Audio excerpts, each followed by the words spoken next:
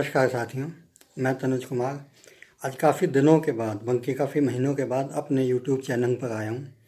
और जैसा कि हम जानते हैं कि ये YouTube चैनल जब मैंने शुरू किया था तो मैंने आपको बताया था कि आज़ादी के बाद से भारत के इतिहास में अब तक जो भी बड़े राजनीतिक घटनाक्रम हुए हैं, हम आज 70 साल बाद इस देश की आज़ादी के बाद पहुँच तो गए, पर बहुत से लोग ऐसे हैं जो अभी तक इसके जो एक गोल्डन इतिहास है, इस 70 साल बनने में, यहाँ तक भारत को पहुँचने में किन किन कठिनाइयों को झेलना पड़ा था, कैसी कैसी विपदाएं या कैसी कैसी स्थिति इस देश में आई थी, और उस समय देश के नेताओं ने कैसे मिलकर उस स्थिति को काबू पाया था, या ऐसे कौन से फैसले थे जो उस समय की सरकार ने लिए, जो अब की सरकार ले रही है, और जो हमारा भविष्य है उन फैसलों पर टिका था। आज जो भारत की शक्ल है वो किस तरीके से बनी थी, आज हम उस बारे में आपसे बात करेंगे। देखिए, भारत जब 1947 में आज़ाद हुआ, मैंने कुछ वीडियोज़ में पहले भी बताया कि उस समय जब भारत आज़ाद हुआ, उस समय भारत का नक्शा कैसा था, कितनी बड़ी बड़ी जागीरें थी, कितने बड़े बड़े घराने थे जिन्हें जोड़ के, राजा महाराजाओं के रजवाड़ों को जोड़ के एक संगठित भारत का नाम दिया गया। पर आप खुद सोचिए कि आज अगर हम देखते हैं तो हमारे देश में कितनी स्टेट हैं, कितनी यूनियन टेरिटरी है। जब आज़ादी के समय में ये राजे रजवाड़े, ये जो बड़े बड़े घराने थे, ये छोड़कर भारत को एक बनाने में एक साथ आ चुके थे, तो आज क्या ज़रूरत पड़ी कि इतनी ज़्यादा स्टेट हमारे भारत में हैं और इतनी ज़्यादा यूनियन टेरिटरी हमारे भारत में है। तो चलिए शुरुआत करते हैं उस सबसे पहले अभियान की, उस सबसे पहले एक मूवमेंट की, जहाँ पर भाषा के आधार पर, जहाँ पर धर्म के आधार पर या लैंग्वेज के आधार पर हमारे देश में स्टेट्स की, नई स्टेट्स की मांग उठने लगी। 1951 जब भारत को आज़ाद हुए 3 ही साल हुए थे, तो एक बहुत बड़ा मूवमेंट भारत के साउथ में, भारत के दक्षिण में शुरू हुआ। ये मूवमेंट था कि भारत को भाषा के आधार पर अलग अलग राज्यों में बांटा जाए। ये जो मूवमेंट था, इसका सबसे बड़ा जो पॉइंट कहा जा सकता है वो थी नए आंध्र प्रदेश की मांग। जो लोग थे वो चाहते थे कि एक नया आंध्र प्रदेश बने। उस समय भारत के बीचों बीच मद्रास नाम से एक बहुत बड़ा राज्य होता था। इसमें जो आज के महाराष्ट्र हैं, आज के कर्नाटक हैं, आज के मध्य प्रदेश हैं, और आज का गुजरात का कुछ हिस्सा, आंध्र प्रदेश का कुछ हिस्सा, ये सब मिला के एक बहुत बड़ा स्टेट जो कि था, वो उस समय में हमारे यहाँ पर मद्रास के नाम से जाना जाता था। तो क्यों ज़रूरी हुआ कि आंध्र प्रदेश की एक मांग उठने लगी? भारत को आज़ाद हुए 3 या 4 साल ही हुए थे, और भारत को अभी अपना पहला चुनाव 1952 में देखना था। अब इस चुनाव के आने से पहले ही पूरे भारत में एक नए राज्य की मांग छिड़ने लगी, और ये पूरे भारत में था। पर सबसे ज़्यादा जो मांग ये छिड़ी थी वो थी साउथ में, भारत के साउथ में, जो कि लोग आंध्र प्रदेश के नाम से एक नए राज्य की मांग कर रहे थे। टी प्रकाशन, जो कि साउथ के बहुत बड़े लीडर थे, कांग्रेस के बहुत बड़े लीडर थे, उन्होंने नेहरू के सामने इस मांग को रखा।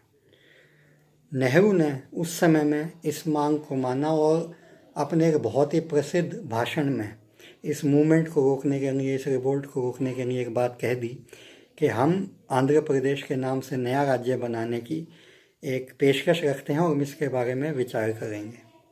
जैसे उन्होंने इस भाषण को दिया, जो टी प्रकाशन, साउथ के और कांग्रेस के बहुत बड़े लीडर थे, उन्होंने जाकर ये घोषणा कर दी कि आंध्र प्रदेश के नाम से एक नया राज्य गठित किया जाएगा, एक नया राज्य बनेगा। नेहरू ने उस समय एक कमेटी को फॉर्म किया और उस कमेटी को काम दिया कि आप जाइए और पता करिए कि ये राज्य कब बनाना चाहिए, कैसे बनाना चाहिए, वो किस किस हिस्से को मिलाकर बनाना चाहिए।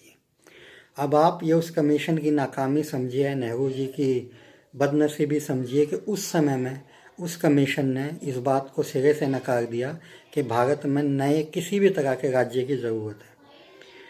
जवाहरलाल नेहरू ने, क्योंकि उस समय संविधान बन रहा था और 1952 में पहले चुनाव होने वाले थे, तो जवाहरलाल नेहरू ने एक पार्लियामेंट में खड़े होकर स्पीच दी और कहा कि अभी हम संविधान बनाने में और जो अब हमारे चुनाव हैं उसकी तैयारी करते हैं, और 10 साल तक इस मांग को आगे बढ़ा देना चाहिए कि भारत में कोई भी नया राज्य किसी भी आधार पर फॉर्म किया जाएगा। पर जब उन्होंने इस मांग को रखा, जो टी प्रकाशन जो बहुत बड़े नेता थे, उन्होंने कांग्रेस से इस्तीफ़ा दे दिया। 1952 में, जैसा कि मैंने आपको पिछली वीडियो में बताया था कि 1952 में देश ने पहले चुनाव देखे और कांग्रेस बहुत सबसे बड़ी पार्टी के रूप में उभर के सामने आई और जवाहरलाल नेहरू जो थे देश के पहले प्रधानमंत्री बने। पर उनकी मुश्किलें कम नहीं हुई। 1951 में 1952 में वो जो प्रधानमंत्री बने, तो 19 अक्टूबर 1952 को पुत्तू श्रीरामुलु एक नाम के क्रांतिकारी होते थे और उन्होंने ये घोषणा करी कि वो अनिश्चित काल भूख हड़ताल पर बैठने वाले हैं जब तक आंध्र प्रदेश के नए राज्य को सरकार की स्वीकृति नहीं मिलती, आंध्र प्रदेश के नाम से एक नया राज्य नहीं बनता। नेहरू ने उस समय इस मांग को सिरे से नकार दिया, पर उनके नकारने के बाद भी भारत के साउथ में एक मूवमेंट, एक रिवोल्ट बहुत बड़ा रूप लेता जा रहा था और जो हर दिन बढ़ता जा रहा था। नेहरू ने इस मांग को कुछ समय के लिए माना और कहा कि चलिए हम कोशिश करते हैं और आंध्र प्रदेश नाम से एक नया राज्य बनाते हैं। पर उस समय जो मद्रास के सीएम होते थे, क्योंकि मद्रास एक बहुत बड़ा राज्य था, उसमें से ही कट के आंध्र प्रदेश जाने वाला था, तो मद्रास के इस सीएम ने इस मांग को ठुकरा दिया। उन्होंने कहा कि कोई नया आंध्र प्रदेश का राज्य नहीं बनाया जाएगा मद्रास में से हटा के। 15 दिसंबर 1952 करीब 2 महीने की भूख हड़ताल के बाद जो पुत्तू श्रीरामुलु, जो कि बहुत बड़े क्रांतिकारी थे, उनका देहांत हो गया। उनका इस भूख हड़ताल की वजह से उन्होंने अपने प्राण त्याग दिए। और जैसे ही ये खबर साउथ में फैली, पूरे साउथ में बहुत बड़े तौर पर एक दंगों की शुरुआत हो गई और पूरा साउथ इस दंगों की चपेट में आ गया। पूरा साउथ, पूरा दक्षिण भारत इन दंगों में जलने लगा। 4 दिन के बाद ही पंडित जवाहरलाल नेहरू ने इसको डिक्लेयर कर दिया कि आंध्र प्रदेश के नाम से एक नया राज्य बनाया जाएगा।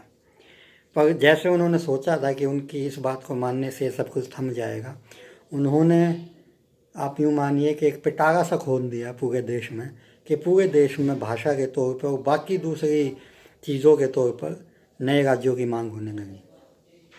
आंध्र प्रदेश के बनने के बाद अलग अलग राज्यों में, अलग अलग जगहों पर ये मांग होने लगी कि भाषा के तौर पर और बाकी राज्यों को भी बांटा जाए। मुंबई, जो अपने उस समय में अपने आप में एक बड़ा राज्य की हैसियत रखता था, मुंबई उस समय 3 जो है बहुत बड़े बड़े समुदाय में बटा हुआ था। क्योंकि मुंबई पोर्ट था, तो अंग्रेज़ों के समय से जो भी सामान का आदान प्रदान होता था, जो भी बिज़नेस होता था, जो भी देश का फाइनेंस चलता था, उसमें मुंबई का बहुत बड़ा हाथ था। पर इसी वजह से मुंबई 3 भागों में बटा हुआ था। एक भाग था जहाँ मराठा लोग रहते थे, दूसरा भाग था जहाँ गुजराती लोग रहते थे, और तीसरा भाग था जो देश के सबसे बड़े इंडस्ट्रियलिस्ट, देश के सबसे बड़े जो उद्योग चलाते थे, जो उस समय देश की इकोनॉमी को चला रहे थे, वो लोग भी मुंबई में रहते थे।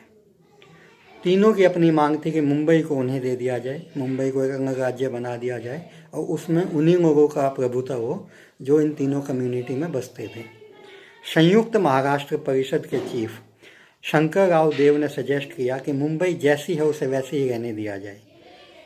उस समय मुंबई कैसी थी कि मराठा जो लोग थे वहाँ सबसे ज़्यादा मुंबई में रहते थे, तो उन्होंने ये प्रस्ताव दिया कि मुंबई को ऐसे ही रहने दिया जाए, पर जो उद्योग के जो उस समय शहंशाह थे, जो बड़े जो इंडस्ट्रियलिस्ट थे, उन्हें भी मुंबई में रहने का एक मौका दिया जाए, उन्हें मुंबई की इकोनॉमी को संभालने का पूरा मौका दिया जाए, पर जो मुंबई है उसे मराठा लोगों को सौंप दिया जाए।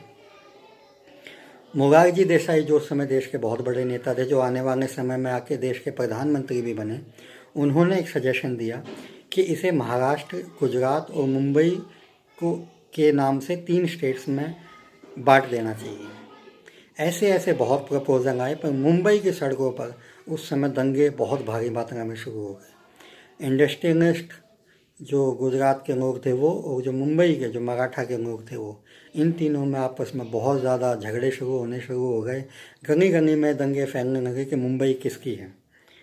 तो 3 जून 1956 को जवाहरलाल नेहरू ने डिक्लेयर किया कि महाराष्ट्र और गुजरात के नाम से 2 अलग अलग राज्य बसाए जाएंगे और मुंबई को केंद्र शासित प्रदेश बना दिया जाएगा।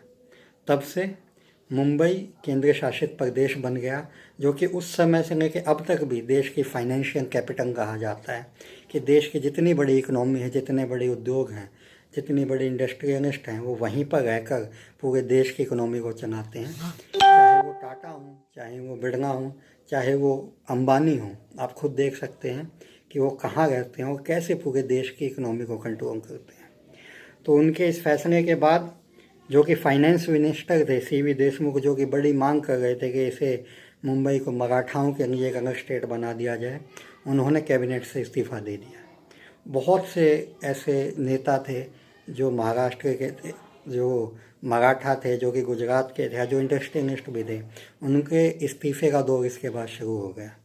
पर उस जो कि दंगों को थामने के लिए जवाहरलाल नेहरू को, कांग्रेस को जो लगा कि सबसे अच्छा फैसला था वो यही था।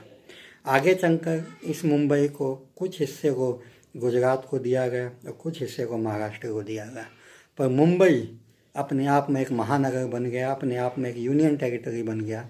और आज तक 70 साल बाद भी मुंबई को फाइनेंशियल कैपिटल ऑफ इंडिया के नाम से जाना जाता है। ये सब होने के बाद अगला चुनाव आने तक भारत की तस्वीर इन 5 सालों में बहुत बदल चुकी थी। अगला चुनाव आने तक भारत में 14 नए राज्य और 6 नए केंद्र शासित प्रदेश बन चुके थे। ये भारत की शक्ल आगे चलकर भी कैसे कैसे बदली, कैसे नए केंद्र शासित प्रदेश इसमें ऐड हुए, कैसे नए राज्य इसमें ऐड हुए, इसकी भी कहानी हम आगे सुनेंगे। और ये कुछ वो पन्ने हैं जो भारत के बनने में बहुत बड़ा महत्व रखते हैं, पर आपको, हमें और काफ़ी लोगों को इस बारे में पता नहीं था।